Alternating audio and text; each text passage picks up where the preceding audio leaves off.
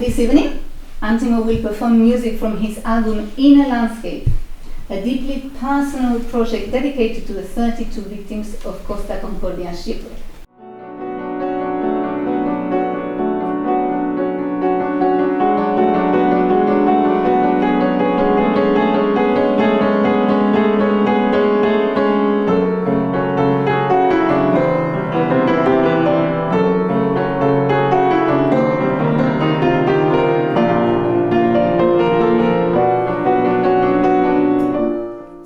A former captain, a retired captain on the island, and they were fellow captains together many years back before. So he wanted to kind of play a joke, blowing the horn very close to the because the horn is quite powerful when you blow the horn of the ship, so it can be heard by like from even 3, 4, 5 miles away. So he, on purpose, he just went off-route to navigate using a manual mode, which is highly forbidden because the ship is assisted by sonar, radar, monitor, satellite, even vessels around you can control your route. Indeed, the very same night he received some messages from cargo ships and even a private yacht. And say, "Captain, sorry, we are the vessel number blah blah blah. I think your ship is technically, they define this distress. Your ship is in distress. Do you need any assistance?" No, I'm the captain. I'm not the captain, I'm the master, which is the highest ranked position on the ship.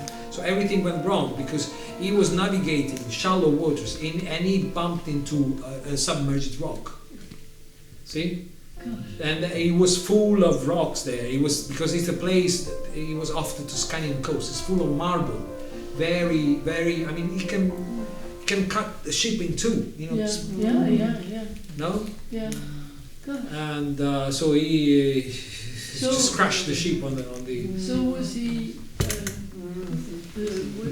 accused of? He's in prison. Oh, he's in prison. No, I'm afraid he's free now. Yeah. Because of good behavior or whatever. I'm afraid he's free. He killed 32 people.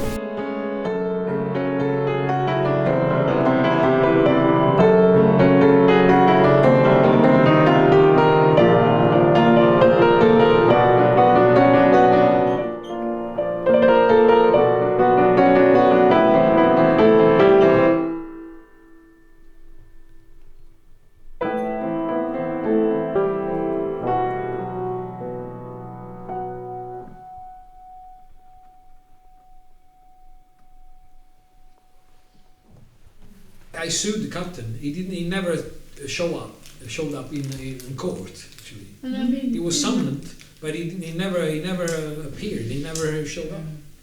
And the trauma you suffered, and many other people. Well, also the lives lost at sea. As well. He never said. I talked to his barrister, attorney, whatever, and he said, "I'm not expecting any money from you. Just say sorry. Just say sorry. You killed 32 people." Say, "No, you're not allowed to speak on behalf of the captain because let the trial, go, make its course." He never say sorry. Never say sorry. This is, very shameful. Very shameful attitude. How many were on board?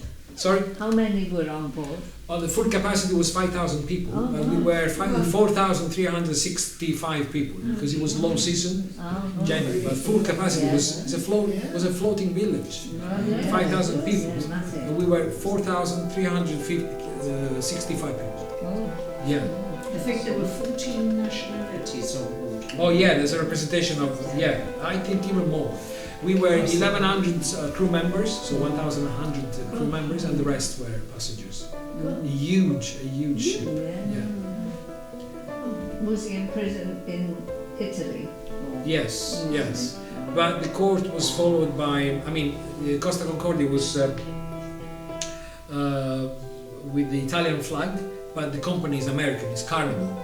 So the case was not followed by the entirely by the Italian government. I mean, whomever is in charge is in charge, but the American based in Miami.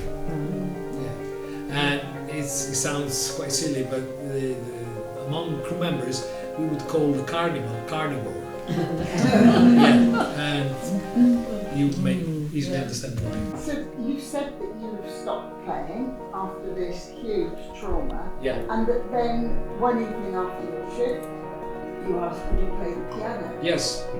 A personal question is very personal. What did you play? And after you finished, Yeah. was it the right piece, did you feel, for you to play? Well, actually, I thank you for this question. It's very touching. I mean, it's very quite intimate because as I said, I was on the edge of a nervous breakdown. I suffered from post-traumatic stress disorder, of course, and I started from scratch in London because I couldn't play the piano. So I was hired by the hospitality company at the Victorian Albert Museum as a waiter. To tell you the truth, to be honest, I handed them a fake CV where it showed that I was a professional waiter. Yeah, no, there is a very funny story about this. So I just made it up. I just I say to myself, I'm on the edge of poverty. These people, they're offering £6.50 per hour after 17 years of beautiful life where all I had to do was just drinking champagne and play the piano for 2 hours and making decent money. And someone turned the light off, and I found myself on the edge of poverty, to be honest. So I had to start from scratch. I was surrounded by people that you don't want in your life. I shared a very shameful accommodation in the southeast of London, Peckham, I remember. I was just telling that I was surrounded by criminals as well, but this is the only option left I had. And I didn't get any compensation from the accident. So why? The Victorian Albert Museum. The funny story is that I didn't know that there was a piano there. I was just looking for a job as a waiter. No offense, but this was the easiest thing to do, you know. So I was hired because my CV was brilliant. It looked nice, actually. I was a waiter in New York, in Venice, in all the most glamorous places. And when it was all false, I mean, it was faking. I faked it. So it was a fake CV. So I had the gut to speak to my manager like 2 or 3 months later because I couldn't take in anymore. I mean, no more of seeing someone playing the piano in a place where. I was not supposed to be attending tables and looking and listening to someone playing the piano. I was not looking for a job as a pianist, but there was a piano there, so it was very tempting. And I lost my sleep, of course, and I got to talk to my manager and say, sorry sir, if I can have a word with you. I handed you a fake CV, showing that I'm a professional waiter. I'm not a professional waiter. Who may you be? I say, I'm a pianist. Oh, sure, I'm Robert De Niro. Of course. Get back to the tables, and then we have clients here, customers, and visitors. Why don't you play the piano? Because I have a long story to tell. Who may you be? I'm a survivor of a major shipwreck. Don't you understand? Say, were you joking or something? You know, just let's cut a very long story short. Tomorrow, if you can, I have a go on the piano, please. All right. Just tomorrow, show me how good you are, present yourself well. After your shift as a waiter, you show me how good you are, and I will keep an eye on you. So as I laid my 10 fingers on the piano, I became the resident pianist at the Victorian Albert Museum. And this guy, at the beginning, he gave me the very evil look and said, would you meet me in my office? I said, oh my God, this guy is kicking me out of the Victorian Albert Museum. Say, we had some feedback from customers saying that this morning you were cutting sandwiches, pushing heavy trolleys with rubbish. Now you're playing the piano. Are you working for some intelligence or something? Who are you? You are someone from the KGB or FBI or something? They just browse any web page and look and read my story, and so I got the position as a resident pianist. This is another story within the story, and I'm still there. Yeah. So piece did you play? Oh yeah, sorry, I lost. I was just improvising. I just improvised. I love improvising.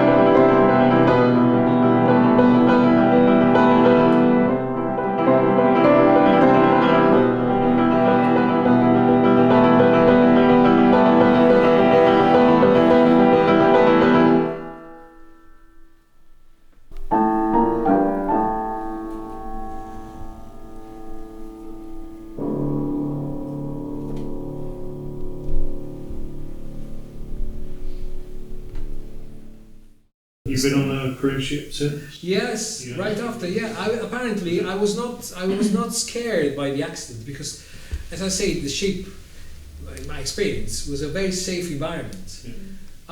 A month later, a fellow musician, a colleague of mine, refused a position on a cruise ship in the Baltic Sea, and they sent me. It was minus 22 for an Italian. It's quite. And I was working on an icebreaker. Yes, it was an icebreaker. Main ports of call were Stockholm, Helsinki, Turku in Finland, and Tallinn. So a very beautiful environment and quite stunning. I mean, the landscape was absolutely cinematic, very beautiful, but minus 22. Yeah, yeah.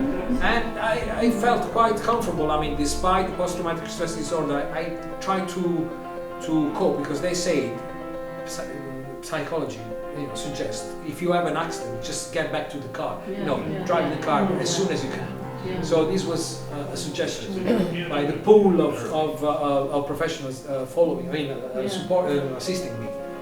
So I took the opportunity because it was a replacement. A fellow musician, he refused because he was a survivor. But he was one of the fortunate ones because he jumped on a rescue boat and it took like 45 minutes to evacuate the ship. For me, it took nearly 7 hours. If not 8, yeah. So I found myself. Sorry. You were in the water. No. I was not in the water. There was a possibility to jump to the water, but we do our basic training on weekly basis. Weekly basis. So there were two problems. Wearing a life vest, you're never supposed to be jumping to the water because you can break your neck. Because of the impact, so it will just damage your bones. So never jump to the water wearing a life vest.